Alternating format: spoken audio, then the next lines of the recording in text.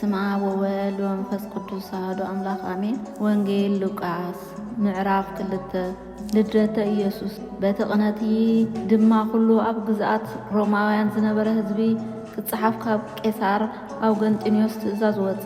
እዚ እቲ ቀራኒዎስ ኣብ ሶርያ ተሸይሙ ከሎ ዝኾነ ቀዳማይ ጽሕፈት እዩ።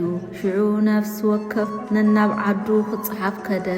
ዮሴፍ ድማ ካብ ቤት ዳዊትን ካብ ዓሌቱን ስለ ዝነበረ ካብ ገሊላ ካብ ከተማ ናዝሬት ምስታ ጠኒሳ ዝነበረት ማርያም ሕፂቱ ናብ ይሁዳ ቤተልሔም ናብ እትበሃል ከተማ ዳዊት ክጽሓፍ ደየበ። ኣብኡ ኸለዉ ድማ ጊዜ ሕሳ በጽሐ። በኽሪ ወዳ ወለደት በጭርቅትውን ጠቕለለቶ። ኣብቲ መሕደሪ ኣጋይሽ ሽፍራ ስለ ዘይነበሮም ድማ ኣብ መብልዕ ማል ኣደቀሰቶ። ጓሶትን መላእኽትን ኣብቲ ሃገርቲ ብለይቲ ማሎም ክሕልዉ ኣብ መሮር ዝሓደሩ ጓሶት ነበሩ። መልኣኽ እግዚኣብሔር ድማ ተረኣዮም፣ ክብሪ እግዚኣብሔር እውን ኣብ ዙርዮም ኣብርሀ። ኣዝዮም ከዓ ፈርሁ። እቲ መልኣኽ ድማ እንሆ ንኹሉ ህዝቢ ዝኸውን ዓብዪ ሓጎስ ኣበስረኩም ኣለኹ እሞ ኣይትፍርሁ፣ ምኽንያቱ ሎሚ መድኃኔ ክርስቶስ ጐይታ ኣብ ዓዲ ዳዊት ተወሊዱልኩም ኣሎ።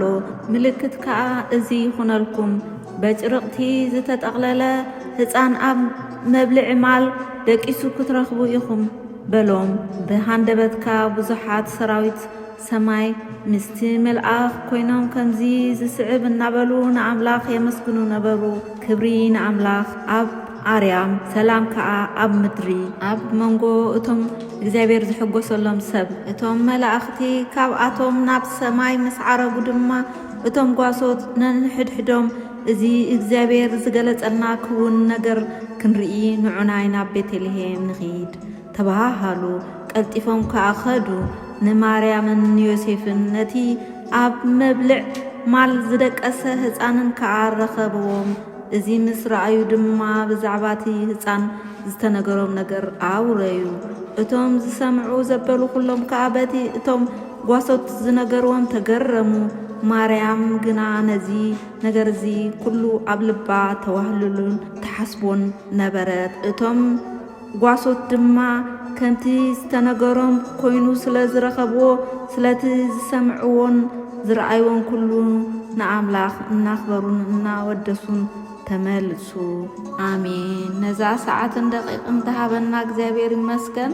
እንኳዕ ኣብፅሓና ደቂ ተዋህዶ ይቐኒልና እንዳበልና ሼር፣ ኮመንት፣ ሰብስክራይብ ኣይትረስዑ። ይቐኒልና ኣሕዋተይ።